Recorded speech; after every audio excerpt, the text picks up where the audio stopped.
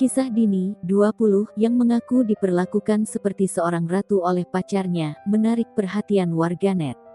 Perempuan asal Padang, Sumatera Barat ini mengunggah kisahnya di akun TikTok @keks03, Senin, tanggal 13 September tahun 2021. Dini dan sang kekasih, Vincent, telah menjalin hubungan sejak tanggal 3 Agustus tahun 2017 lalu. Ia merasa pria tersebut sebagai sosok kekasih yang sempurna baginya. Keduanya pun saling menerima meski ada komentar negatif dari orang lain.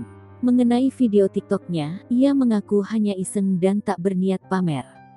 Setelah videonya viral, Dini disebut warganet berpacaran dengan Vincent karena uang.